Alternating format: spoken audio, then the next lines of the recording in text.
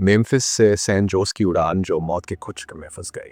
7 अप्रैल 1994 की सुबह अमेरिका के टेनेसी राज्य में स्थित मेम्फिस अंतर्राष्ट्रीय हवाई अड्डे से फेडरल एक्सप्रेस फेडेक्स की फ्लाइट 705 एक नियमित मालवाहक उड़ान के लिए तैयार हो रही थी। ये DC-10 विमान सैन जोस कैलिफोर्निया जाने वाला था, लेकिन इस उड़ान में जो होने वाला था वह किसी हॉलीवुड की एक्शन फिल्म से कम नहीं था। विमान के कॉकपिट में 3 अनुभवी चालक दल के सदस्य थे। 49 वर्षीय कप्तान डेविड सैंडर्स, 42 वर्षीय सह पायलट जेम्स स्टूक्स और 29 वर्षीय फ्लाइट इंजीनियर एंडी पीटरसन। तीनों ही बेहद कुशल और पूर्व अमेरिकी नौसेना के सदस्य रह चुके थे, जिनके पास हजारों घंटों की उड़ान का अनुभव था। लेकिन उस दिन उनके साथ एक और व्यक्ति भी सवार था, 42 वर्षीय अबर्न कैलावे, जो खुद भी फेडेक्स का कर्मचारी था और अपनी कंपनी की सुविधा के तहत इस विमान में यात्रा कर रहा था। हालांकि कोई नहीं जानता था कि कैलावे का इरादा कुछ और ही था। असल में वह इस उड़ान का फ्लाइट इंजीनियर होना चाहिए था, लेकिन एक दिन पहले की उड़ान में उसकी 1 मिनट की देरी के कारण उसे इस ड्यूटी से हटा दिया गया था। यह बदलाव उसकी पूरी योजना को अस्त व्यस्त कर सकता था, लेकिन वह किसी भी हाल में अपने इरादे को अंजाम देना चाहता था। उसके दिमाग में एक शातिर योजना थी, जो विमान के टेक ऑफ से पहले ही कुछ संकेत देने लगी थी। जब फ्लाइट इंजीनियर एंडी पीटरसन ने कॉकपिट का रूटीन चेकअप किया, तो उसने देखा कि कॉकपिट वॉइस रिकॉर्डर का स्विच बंद था।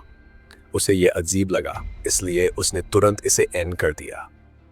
लेकिन जब वह कुछ समय बाद दोबारा आया, तो उसने पाया कि स्विच फिर से ऑफ था। यह महज संयोग था या कोई बड़ी साजिश, यह अभी कोई नहीं जानता था। फिर भी किसी को अंदेशा नहीं था कि कुछ ही मिनटों में आसमान में मौत का नजारा देखने को मिलेगा। विमान की उड़ान भरते ही हमला शुरू। जैसे ही विमान ने टेक ऑफ किया और लगभग 19,000 फीट की ऊंचाई पर पहुंचा, कैलावे ने अपने बैग से गिटार केस निकाला, लेकिन उसमें एक गिटार नहीं बल्कि मौत का सामान छिपा था। उसके पास एक हार्पून गन और कई भारी हथौड़े थे, जिनका इस्तेमाल करने के लिए वह पूरी तरह तैयार था। उसने बिना किसी चेतावनी के अचानक फ्लाइट इंजीनियर एंडी पीटरसन के सिर पर जोरदार वार कर दिया। खून की धारा बहने लगी और इंजीनियर दर्द से कराह उठा। इससे पहले कि कोई समझ पाता कि क्या हो रहा है, कैलावे ने जेम्स स्टूक्स पर हमला कर दिया और उसके सिर पर भी एक भयंकर वार किया, जिससे वह बेहोश होकर अपनी सीट पर गिर पड़ा। कप्तान डेविड सैंडर्स ने प्रतिरोध करने की कोशिश की, लेकिन कैलावे की ताकत अधिक थी और उसने उन पर भी हमला कर दिया। कुछ ही सेकंड में तीनों पायलट लहूलुहान होकर जमीन पर पड़े थे और कैलावे को लगा कि उसकी योजना पूरी हो चुकी है। अब उसका अगला कदम था उन तीनों पूरी तरह मार डालना था, ताकि वह अकेले विमान नियंत्रित कर सके और अपनी योजना को अंतिम रूप दे सके। वह जल्दी से कॉकपिट से बाहर निकला और अपनी हार्पून लोड करने लगा, लेकिन उसे इस बात का अंदाजा नहीं था कि तीनों पायलट अब भी जीवित थे और मरने तैयार नहीं थे। आसमान में मौत से जूझती जिंदगियां। गुस्सा तो खून से लथपथ फ्लाइट इंजीनियर एंडी पीटरसन ने अपनी आखिरी ताकत जुटाई और उस पर चपट पड़ा। उसने किसी भी हालत में हार मानने से इनकार कर दिया। इसी बीच कप्तान सैंडर्स ने भी कैलावे को दबोचने की कोशिश की और इस तरह कॉकपिट में भयंकर लड़ाई छिड़ गई। जेम्स स्टूक्स, जो अब तक होश में आ चुका था, उसने स्थिति को अपने पक्ष में करने के लिए विमान को जबरदस्त तरीके से ऊपर की ओर खींचा, जिससे तीनों आपस में उलझते हुए विमान के विश्राम क्षेत्र में जा गिरे। यह एक नया युद्ध क्षेत्र बन गया, जहां एक तरफ एक शातिर अपहर्ता था और दूसरी ओर 3 घायल मगर हिम्मती पायलट थे। स्टूक्स, जो पहले एक लड़ाकू विमान प्रशिक्षक था, उसने अपने विमान को एक हथियार की तरह इस्तेमाल करने का फैसला किया। उसने विमान को जबरदस्त तरीके से मोड़ना शुरू कर दिया, जिससे तीनों एक दीवार से दूसरी दीवार पर टकराने लगे। कभी वे फर्श पर गिरते तो कभी छत से टकराते।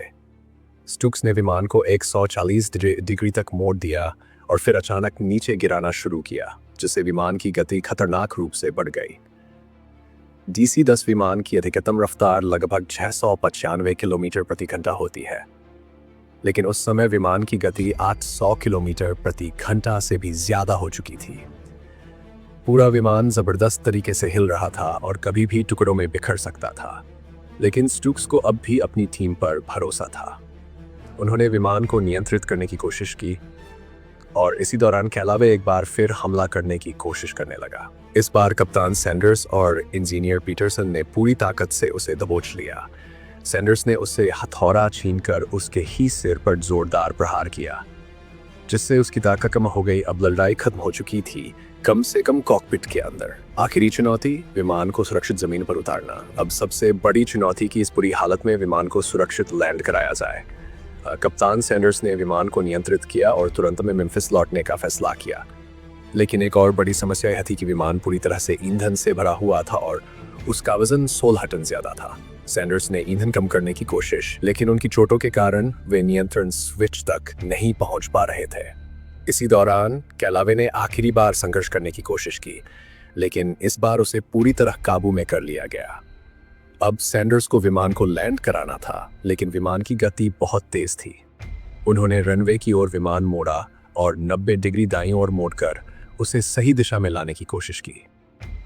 उनकी गिनती अमेरिका के सबसे अनुभवी पायलटों में होती थी और इस बार भी उन्होंने अपने कौशल का बेहतरीन प्रदर्शन किया। आखिरकार 382 किलोमीटर प्रति घंटे की जबरदस्त रफ्तार से विमान जमीन पर उतरा। जमीन छूते ही सभी को राहत मिली। तुरंत कॉकपिट का दरवाजा खोला गया और आपातकालीन स्लाइड से सभी को बाहर निकाला गया। तीनों पायलट बुरी तरह घायल थे, लेकिन जिंदा थे।